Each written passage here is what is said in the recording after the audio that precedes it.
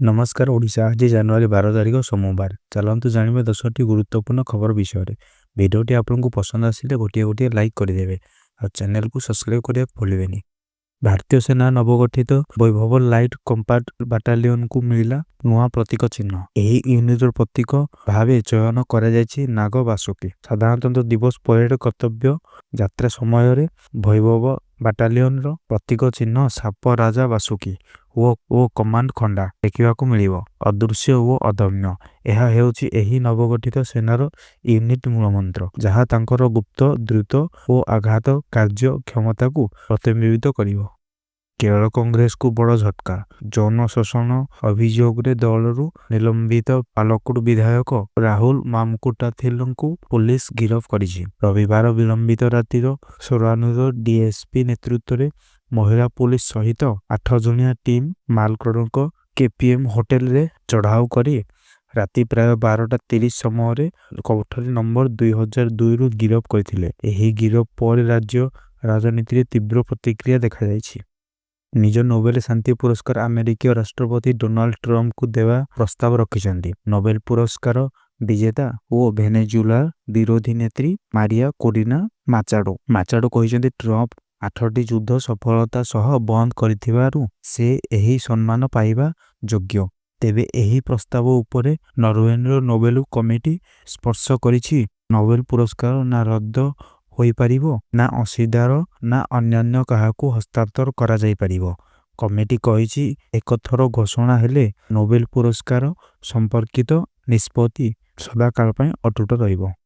पाकिस्तान स्थित आतंकवादी संगठन जोश ए मोहम्मद पक्षरु पुणी धमक। संगठनर मुख्य मादुर अजहर एक ऑडियो वार्तारे निज आतंकवादी सामर्थ्य को नहीं बाहास्फोट मारिछि। सामाजिक गणमाध्यम भाइराल होइथिबा एही ऑडियो रे मासूद दाबी करिछि जे जोश पाखरे 1000 रु अधिक आत्मघाती आक्रमणकारी अछन्ति। से कहिछि एही आत्मघाती आतंकवादी जे कोनसी समय रे आक्रमण करिबाकू प्रस्तुत अछन्ति। एही धमक पर सुरक्षा एजेंसी माने सतर्क होइछन्ति।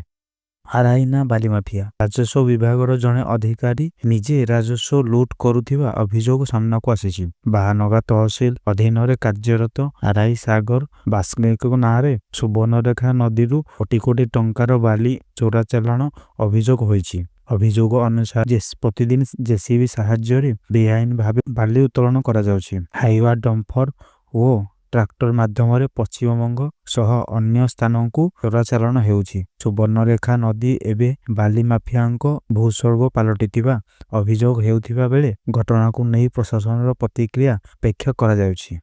सरुनी मंडी समस्या चाषी असंतोष चरम को। मंडी अनियमितता अभियोग रे चाषी माने मंडी रे ताला पकाइछन्ति। कलाहांडी जिला कोकसरा ब्लॉक रो लोडुंगा प्रेक्स अधीन रे थिबा गंभीरगुड़ा उपमंडी रे उत्तेजना सृष्टि होइछि।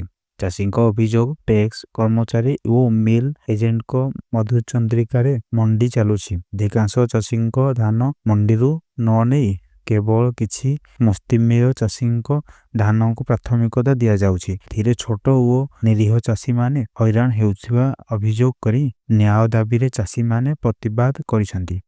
सरकारी स्कूल परिचालना रे चरम अव्यवस्था। पिलांकु अवहेलार अभियोग। विद्यालय परिचालना कमिटी सभापति को नहीं विवाद हेबा सह पिलांको सुविधा अटकी रहिथिबा अभियोग आसीछि। अभियोग अनुसार गत 8 मास धरी प्रधान शिक्षकक दरमा रे पिला माने मध्याह्न भोजन खाउछन्ति। वर्ष सरी जाइछि हेले मध्य आज पर्यंत पिला माने स्कूल पोशाक पाई नाहंती। बारंबार अभियोग सत्ते समाधान न हेबारु चाषी और अभिभावक माने ब्लॉक गोष्ठी शिक्षाधिकारी कार्यालय आगरे धारणा देइथिले। एहा पर ब्लॉक गोष्ठी शिक्षाधिकारी कहिसंती 7 दिन मध्यरे समस्यार समाधान करा जिवो।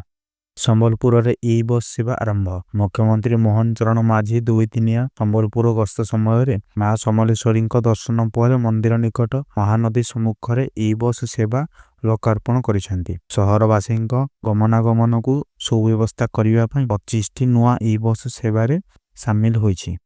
राउरकेला अंगनवाड़ी कर्मी को निर्मम हत्या। कुआरमुंडा फांडी गोबरी गाँव रे प्रेमी को मुकेश पोल छुरी भोसी अंगनवाड़ी कर्मी शिखा स्वप्ना कलुं को हत्या करिथिबा अभियोग। आसंता 22 तारिख रे बाहाघर ठीक हो जाइथिबा ବେଳେ କଥା କଟାକଟି ପରେ ଅଙ୍ଗନବାଡି କେନ୍ଦ୍ରରେ ଛୁରୀ ଆକ୍ରମଣ ଗୁରୁତର ଅବସ୍ଥାରେ ହସ୍ପିଟାଲରେ ମୃତ।